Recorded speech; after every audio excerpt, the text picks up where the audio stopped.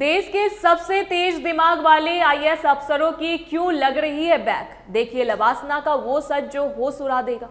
नमस्कार, आप देख रहे हैं टीवी12, मैं हूं आपके साथ अपराजिता सिंह।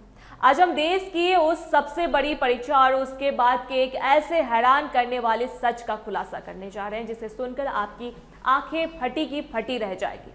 हम सब जानते हैं कि देश की सबसे कठिन मानी जाने वाली यूपीएससी सिविल सेवा परीक्षा को टॉप रैंक के साथ पास करना कोई खाला जी का घर नहीं है। लाखों में से चंद सौ लड़के लड़कियां ही इस मुकाम तक पहुंचते हैं। लेकिन अगर आप यह सोचते हैं कि यूपीएससी के रिजल्ट लिस्ट में नाम आ गया तो आप पक्के साहब बन गए, तो आप इस वक्त दुनिया की सबसे बड़ी गलतफहमी में जी रहे हैं।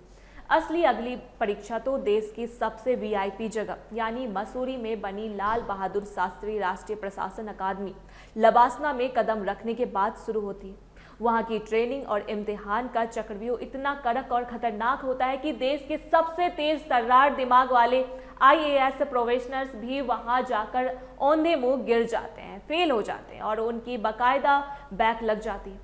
अब जरा दिल थाम कर बैठिए, क्योंकि एक आरटीआई की रिपोर्ट ने जो खुलासा किया है उसने सबको हिलाकर रख दिया है। इस रिपोर्ट के मुताबिक पिछले 5 सालों में 24 आईएएस प्रोफेशनल्स लवासना की परीक्षाओं में फेल हो चुके हैं। और सबसे चौंकाने वाली बात तो सुनिए, इनमें से 14 मामले तो सिर्फ पिछले 2 सालों यानी 2025 और 2026 में ही सामने आए। अब आपके दिमाग में यह सवाल जरूर कौंध रहा होगा कि आखिर जो टॉपर दिल्ली में रहकर दिन रात एक करके यूपीएससी क्रैक कर लेते हैं, वो मसूरी की वादियों में जाकर क्यों लटक जाते हैं।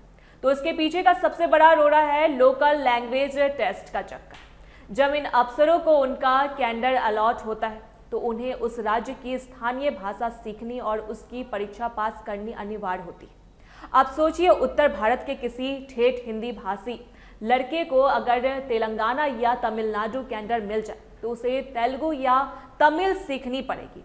हाल ही में एक अफसर ने अपना दर्द बयां करते हुए बताया कि उन्हें तेलुगु के पेपर में 20 में से सिर्फ 3 नंबर मिले थे। हालांकि फेल होने पर किसी की नौकरी नहीं जाती। सर्विस ज्वाइन करने के 4 साल के अंदर रीटेस्ट देकर इसे क्लियर करना होता है। लेकिन ये नंबर आपकी सीनियरिटी तय करते हैं, यानी बैच में कौन आपका बॉस बनेगा और किसका प्रमोशन पहले होगा, वो इन्हीं नंबरों से तय होता है। पर कहानी सिर्फ पढ़ाई में फेल होने की नहीं है, असली गाज तो गिर रही है अनुशासन के डंडे पर। पिछले 2 सालों में 14 अफसरों के खिलाफ लवासना में सख्त अनुशासनात्मक कार्रवाई की गई है। अकादमी अब इतनी कड़क हो चुकी है कि अगर आप सुबह 6 बजे होने वाले पीटी या योगा सेशन में 1 मिनट भी लेट हुए, क्लास में कम अटेंडेंस रही या फिर क्लासरूम के अंदर चोरी छिपे मोबाइल चलाते पकड़े गए तो तुरंत भारी भरकम नंबर काट लिए जाते या सीधे मेमो थमा दिया जाता है।